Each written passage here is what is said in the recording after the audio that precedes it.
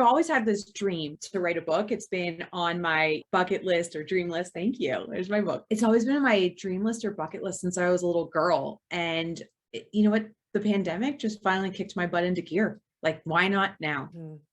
And so how much of it did you write versus having editorial or ghostwriting? Yeah, that's a great question. I think we should definitely talk about the process of how you can write a book. But I was super lucky. I found an amazing ghostwriter. So I had built a program around the topic of my book. I gave her that program that was already written, and she really just turned it into book format. So even though I created most of it, she did most of the writing. And then went back in together and we added the color, the stories, the clients, things like that. Did you do anything in writing form, as in writing text outside of the program that you created?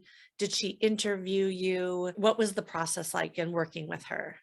Yeah, we did a little bit of everything. I'm much better in like this type of format than writing. So we Yeah. did a lot of Zoom interviews. So we did a lot of phone calls, a lot of Zoom interviews where we just talked through some questions, some scenarios, and we wrote it down. The only part I sat down and actually wrote was the intro. And the intro was my story and it was about what inspired me to get into my business and everything like that. So that was super personal for me. And I had to really take a step back and revisit that part of my life. And so I took some time away from my business, away from my personal life, like out in nature to go and think about it and try and meditate myself back into that space and what I was thinking, feeling, and going through. So that part I hand wrote, but everything else we really did via Zoom. Yes.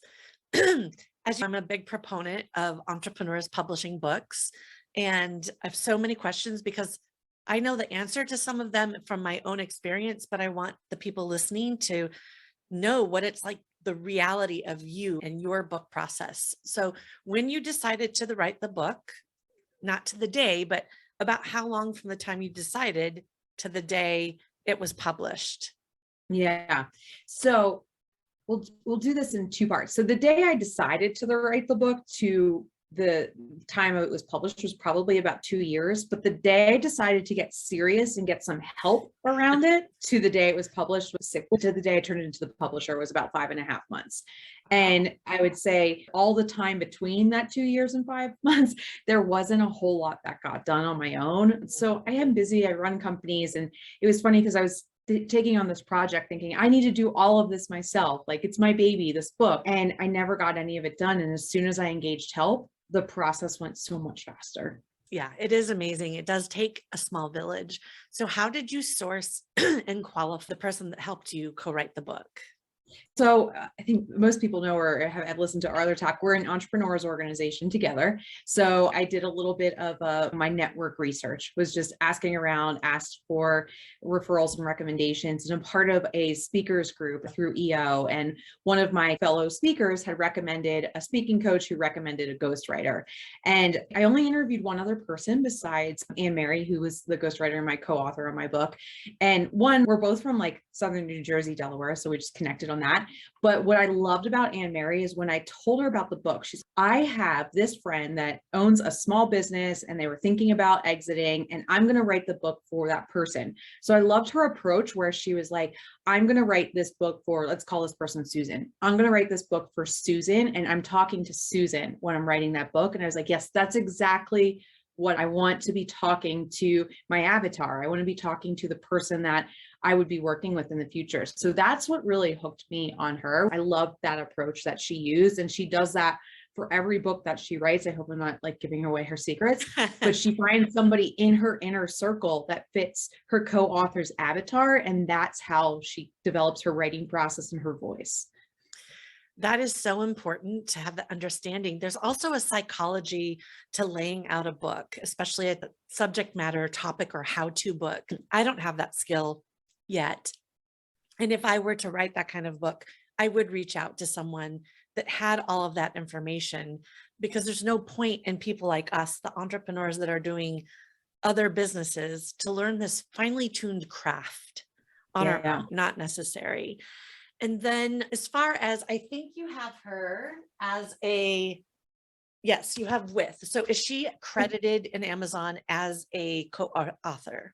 Yep, Aunt Mary is my co-author in the book. And we structured that one because I felt so comfortable that she really knew the subject matter and she knew my audience. And she has experience in writing business books. So beyond being a ghostwriter and a co-author, she really helped me with marketing strategy, how to work with the publisher. Like she really was my partner along the entire process. And for people listening, you may not know that when you list a co-author on Amazon, that when you look at one of that co-author's books, also in her library are Mhm. other books that she's written. So you're going to come up. So it's really great for discovery. Now, this is a question that it can go either way, but you can compensate a co-author with royalties, or they can be work for hire. I'll Yeah. assume that it was a work for hire situation, but you can correct We me. did actually a blended one to reduce the upfront. So we did a blended agreement, which we both felt pretty comfortable with. And it also, like my background in business, I own a business brokerage. Most of my team is commission, so pay for performance. So I love that model. So I feel like the blend for me worked because it also hopefully inspires her to continue to promote and help me promote the book in the future. Okay, so now we're going to move on to publishing. And Yes. who was the publisher? Skyhorse, which I think you're familiar with. So there's four main different kinds of publishing. There's traditional, which we all start out thinking is the holy grail, and then we quickly learn that it may not be. Hybrid, which is what Skyhorse is. No, actually Skyhorse is traditional, but they're Yes, just not correct. in the big four. Then there's Right. hybrid, there's professional, so that would be Scribe, or there's so many companies that do that. And then there's self-publishing, right, on KDP. What made you decide to go with a traditional publisher? And then what made you go with Skyhorse? Yeah, that's a great question. At first, when I was thinking about it, I was like, oh, I'm going to go self-publishing. I had come in with these notions. And when I was going through the process, what one of my coaches helped me think about is like, why am I writing this book? And I think there's a few different reasons people write books, right? You write books to be known as an expert in your industry and for marketing purposes. Some people write books so it can become like a phenomenon of itself, like it's your story. It could be a movie one day, that kind of thing. And some just write it for like cathartic reasons, just to get it out. My reason was the first. Like I needed to establish myself as an expert, and it was for marketing purposes for my business. When I did an analysis on the competition of the other books that I was competing against on Amazon on the same topic, every single one of them was self-published.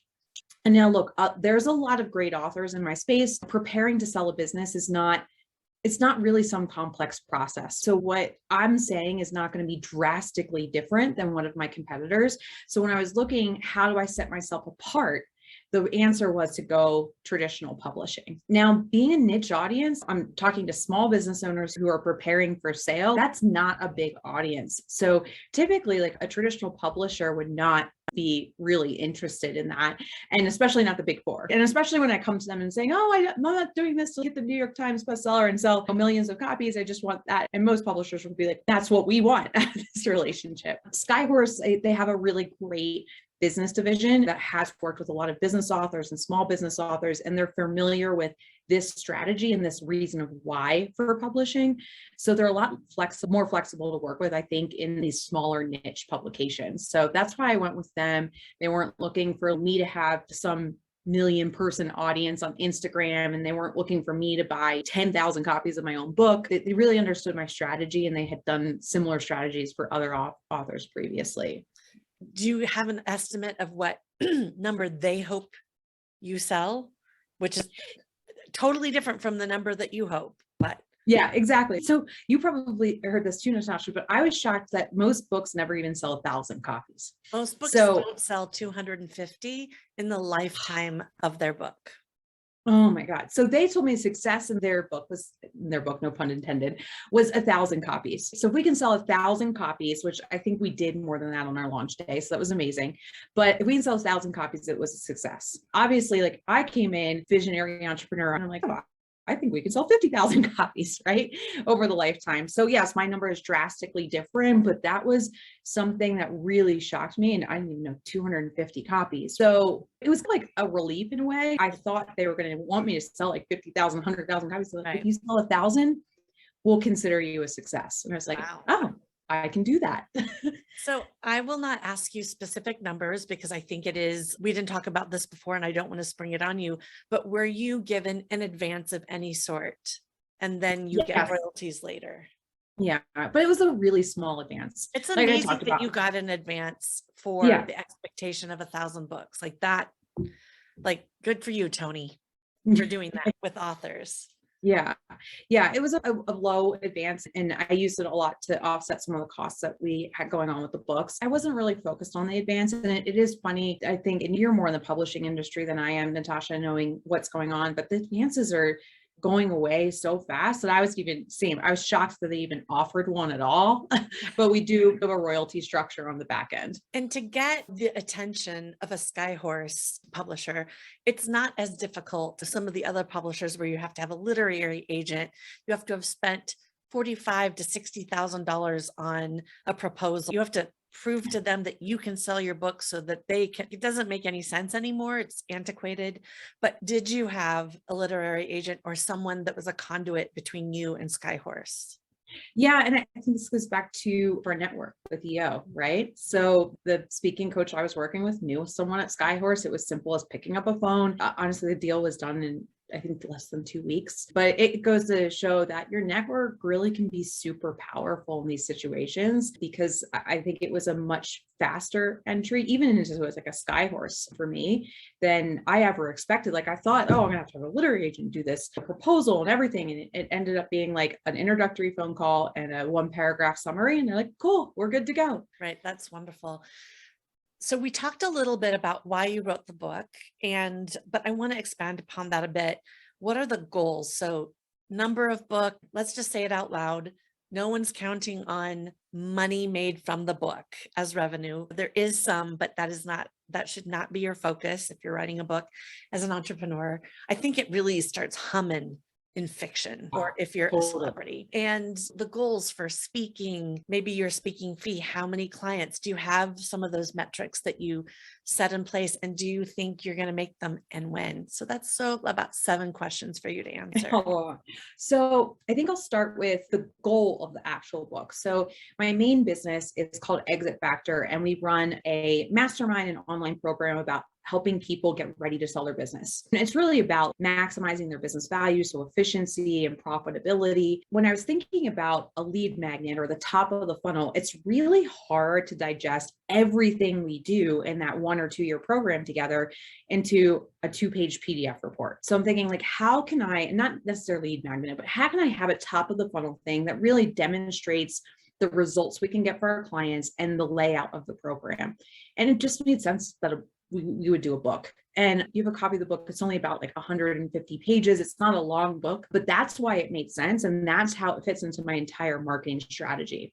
Now, alongside that, I do have a workshop that I present. So I do have some key metrics and audiences I want to reach. But just like the book, I'm not counting on making a ton of money from my speaking. My speaking is all about top of the funnel. So it's about how many more audiences can I hit, and just covering things like my travel costs and my incidentals in order to offset, but not making a ton of money from that. It's all about the funnel of coming down into our programming. So from the book, from the speaking events, how many people can I convert from those 2 avenues to come into our audience, and then nurture our audience into either our Exit Factor membership or as our Exit Factor flagship program. So I think we're probably somewhere over 1,000. I've gotten our recent metrics on our book sales since April, but from that and speaking, we've had about 2,000 new audience members come into our funnel. So that's really the end goal. So I don't have metrics yet about how many books do I want to sell or how many speaking events, because we're so new in this process. I'm trying to figure out what is actually the conversion. So I'm all about where I'll start at the bottom and I'll say, all right, I got a client from this. What was the conversion here? And that gives me the top of the funnel metrics. So I still think I'm about 6 months out to having those final answers, but that's how I'm looking at the whole marketing funnel and how the book and speaking fits in for me.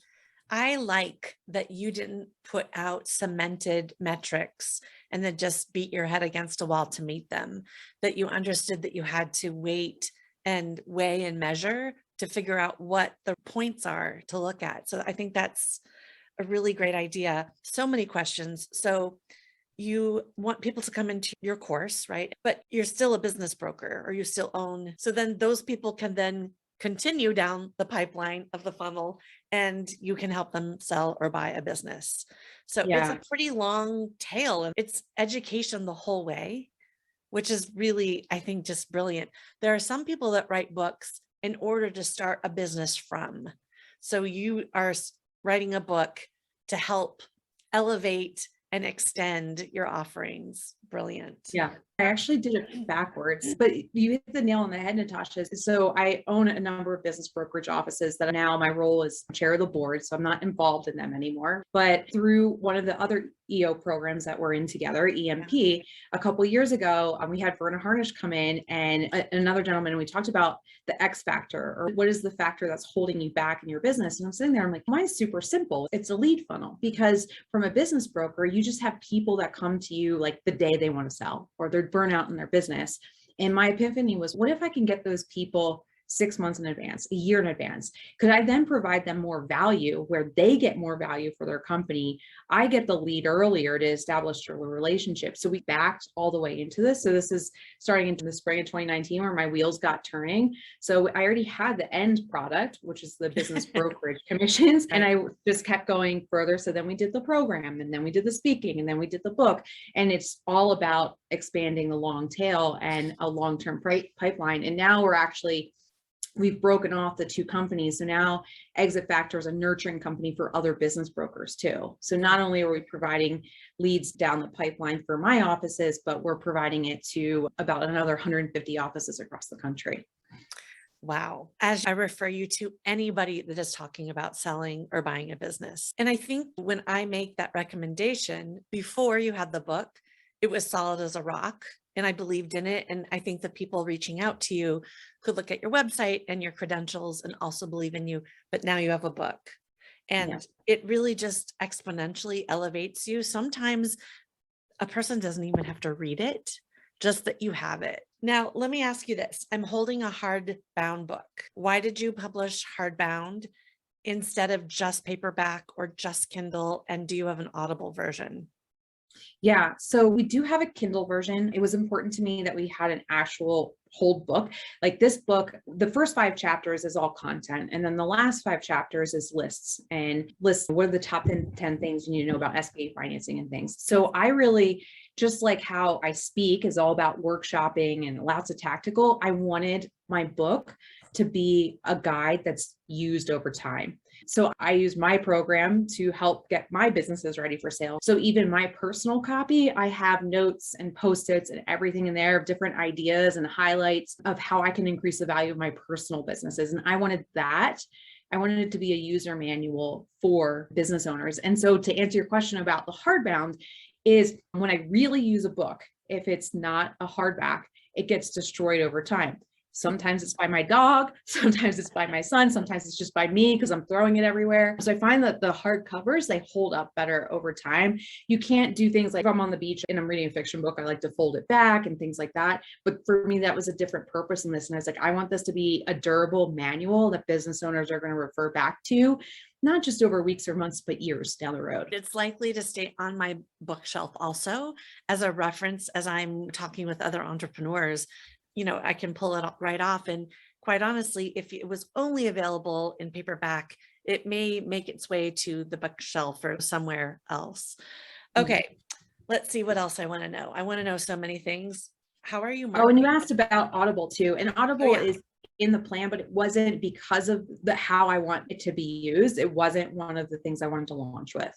So it's in the plan and we're thinking about it, but it's not honestly a top priority for me right now. And I know there's a lot of entrepreneurs that are like, oh, I wish it was on Audible. I know. But yeah. Because some people are buying my book or they're given my book and then they're getting the Audible because they're like, I'm not going to read it. Yeah, I go back and forth because so I know the Audible books that I listen to that I'm like, oh my God, this is something I can really implement on my business. I end up ordering the hardcover version anyway. So I'm going back and forth. It is an expense, but I think long term, especially for how people consume and especially how entrepreneurs consume, it might be a good idea. But I did do some research a couple of years ago, and more people actually buy books than listen to them. So that was good to know. Okay, marketing. So your book has very specific purposes. So you're not going to market it like other books, like fiction books or like mine, a memoir. But what did you do and what did you wish you did and what worked? I'm sorry for all these like multiple Fine. questions, but Yeah. you can do it. I know. Yeah, I did already start with an audience, right? From my companies, we had a fairly large database and social following. So we leveraged that and we funneled everybody similar to what you did. We funneled everybody to a launch date. We wanted everybody to buy same time, same place, so we could achieve the metrics that we wanted to hit. So we did that. The one thing that I did that's probably unique and different than most people that I wish I would have done like further ahead of time is I use my influencer and my affiliate list to help promote the book. So my influencer and affiliate lists are business brokers across the country. I have a network of about 600 of them across the country. And I love business brokers. I love salespeople. I love my people, but you have to like that metric in marketing. You have to say something 18 times for people to listen to you. With salespeople, it's 38 times. And you I can't wish I just would. say it. You have to email it. They have to see a postcard. They have to see a video. You have to beat them over the head, any person, to get them to. Yeah. And because we all came from the same background in industry, they really wanted to read the book and vet it before they became an ambassador of it. So my thought process was, I'm going to have the books land in their mailboxes the week of launch. So they're reminded of it. It sits on their desk. And what I wish I would have done differently is actually send it out much earlier in the process when I got my advanced author copies and touch them more and more. I had some people that were great proponents of it when we did the launch, but I've had a lot more people since then come back and say, oh, hey, I finally read it. What can I do to help now? Which is still great, but like for the launch, it would have been much more helpful. So they're big proponents of the book. They also are able to buy bulk orders that they can supply to their clients and things like that. So that's a little bit different, I think, than maybe some other authors that we were able to leverage. Could we all just have that network of people? It reminds me a little bit of the EOS Traction books by Gino Wickman. Like, you can't step foot in an event at EO without being handed one of those books. We see it all the time, but it is a very powerful marketing tool. And this book seems like it could end up being similar to that with all these brokers. It's not their name on it, but it's their business and it can be their lead magnet, their business card. If they're not doing this already, they should stamp in the inside their information. That's a great idea. Yes, Yeah. yes, they should. And yeah, we did little things for them too. There's little bookmarks that they can put like a sticker on or something. But yes, that's probably going to be long term. That's the marketing strategy that I'm going to nurture the most versus continuing to rely on, I don't want to hit our database or social channels too hard, but the broker network is one that we're going to continue to leverage. And then this may be, I think this is out of order. It doesn't matter. I just have so many things and I want to get this snappy so people like will stay on. Will you write another book? Were you daunted by this? Are you done? No, it's funny because if honestly, now that I know the process, it's not that daunting. Like I feel a bit empowered. So I do want to write a book on the buy side, like how to buy a business. I'm in this space right now where I'm having a lot of negative reactions to the types of buying a business books that are out there right now. There's a lot of books that I would refer to as snake oil salesmen. And this goes into the courses too of buying a business where people are like, you can buy a business for no money down and be an instant millionaire. Okay, wait, I just have to stop you there because this is not my space. But the two names that come up to me in this space of the buy is Roland Frazier and Cody Sanchez.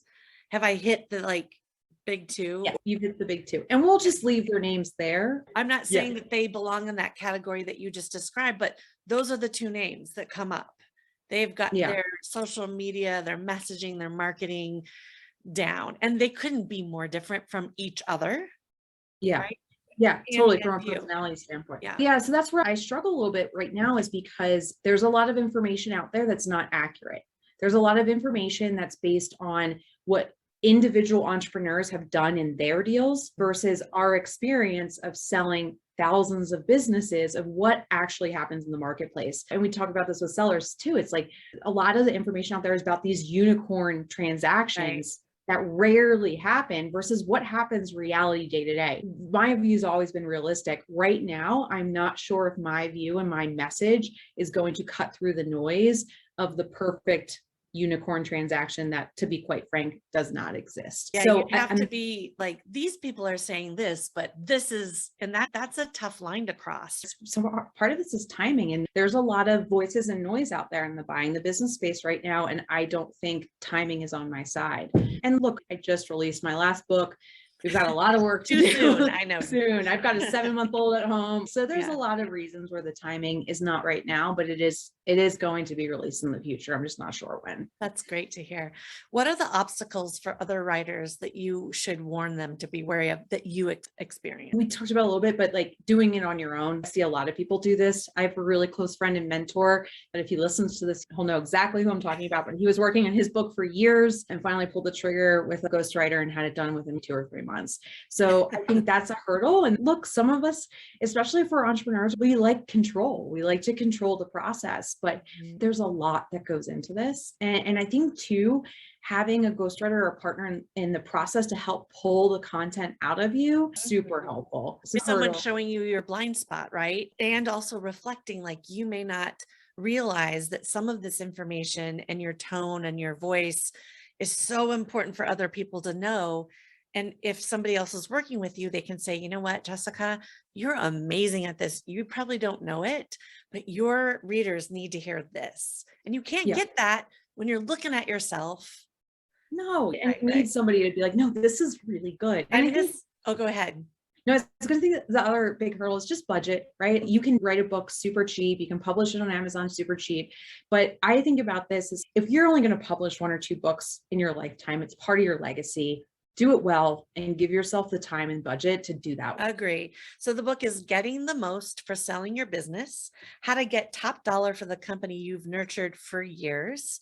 I have a business that I've nurtured for years, and I'd love to touch on the 2 things I discovered at that course that you and I went to, because I think it would be really good learning for listeners. They are understanding maybe the value of their business if they're learning like the basics. I think you remember what I learned. Can you talk about the discovery that I had at our MIT course and point people to looking at that kind of thing in their businesses? Yeah. Yes. So when we look at business valuation, if you look on the super conservative side, people will say your business is worth the stuff that's in the business, like the assets that's in the business. And oftentimes, and in the industry, we call this goodwill or blue sky. What a business is really worth is all of the intangible things that you've built. I call it the qualitative factors in your business. And really, to increase the valuation of that company, you have to maximize that intangible factor. So there's things that you discovered and a lot of people discover that are really sitting on our desktops, on our laptops. And one of the big things is databases, right? Data is so big right now. And if you have built a really great network database, there's so much value to unlock there. People just miss out on it. And there's other things like that, but I feel like that's the biggest piece that people forget about in their business. And not to ask how you monetize it, but it is something that you can, as a business broker, first of all, help an entrepreneur discover in their own business, but also attach a value to, correct? Correct. Yeah. So in Exit Factor, the coaching, the work we do is a lot about how do you discover that and how do you implement at least a test to get started, right? And then when you move into the brokerage side, that's about monetizing that. Like that's about really pitching it the best that you possibly can as a broker and finding the buyer that's going to value that piece of the business or the business as a whole the highest amount, right? So that's the whole game. But yeah, that's a lot of what we do in Exit Factors. Like, where are your value drivers? Where can you really increase and double down on this business and return an exponential exit for yourself?